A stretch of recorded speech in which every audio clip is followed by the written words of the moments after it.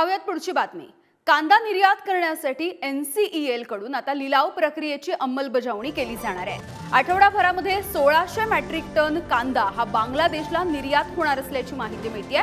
तब्बल 2 आठवड्यांच्या नंतर NCEL कडून निर्यातीसाठीच्या हालचाली आता सुरू झालेल्या आहेत आणि निर्यातीच्या वेळेला कांद्याचा भाव हा प्रति क्विंटल 2900 रुपयांवर असेल। त्यामुळे व्यापाऱ्यांना या सगळ्याचा मोठा फायदा होईल, मात्र शेतकरी अजूनही उपाशीच राहील अशी परिस्थिती दिसते आहे।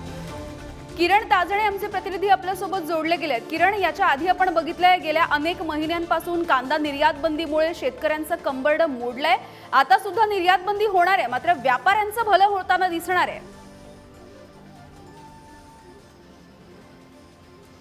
यामध्ये प्रामुख्याने जर बघितलं तर 2 आठवड्यानंतर NCELच्या माध्यमातून कांदा लिलाव प्रक्रिया करण्याची जी निर्यात करण्याची जी प्रक्रिया आहे तिच्या बाबतच्या हालचाली सुरू झालेल्या आहे आणि त्यातला एक महत्त्वाचा टप्पा म्हणजे लिलाव प्रक्रिया केली जाते जी खाजगी व्यापाऱ्यांच्या माध्यमातून केली जाते। ज्यामुळे NCELच्या माध्यमातून कांदा निर्यात जर झाली तर प्रत्यक्षातून जे बाजार समिती असतात त्यांच्यामधनं शेतकऱ्यांकडनं कांदा खरेदी केला जाईल असं बोललं जात होतं, मात्र तसं न होता खाजगी व्यापाऱ्यांकडनं कांदा खरेदी केला जातोय आणि त्याचे भाव तब्बल 2900 प्रति क्विंटल असणार आहे। त्यामुळे साहजिकच शेतकऱ्यांना जो मिळणारा भाव आहे तो साधारणपणे 1500 ते 1600 आहे।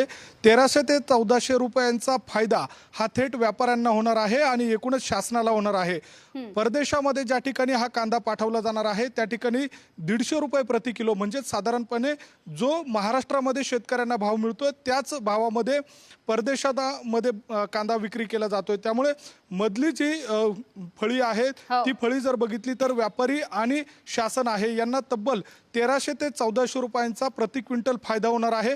एकूणच ही प्रक्रिया संत गतीने सुरू आहे। 2 आठवड्यानंतर कांद्याची निर्यात होणार आहे आणि 31 मार्च पर्यंत 50,000 मेट्रिक टन कांदा पाठवायचा आहे आणि त्या तुलनेत सध्याच्या घडीला जर बघितलं तर अवघे 1600 मेट्रिक टन कांदा पाठवला जातोय। त्यामुळे मोठी तफावत आहे। एवढ्या 15 दिवसामध्ये ही प्रक्रिया राबवणं अशक्य असल्याचं बोललं जातंय। त्यामुळे प्रत्यक्षात शेतकऱ्यांना फायदा होत नाहीये। त्यामुळे शासन पातळीवर याबाबतच्या नेमका पुढील बाबी काय असतात किंवा काय हालचाली होतात याकडे कांदा उत्पादक शेतकऱ्यांचं आणि व्यापाऱ्यांचं देखील लक्ष लागून आहे। यामिनी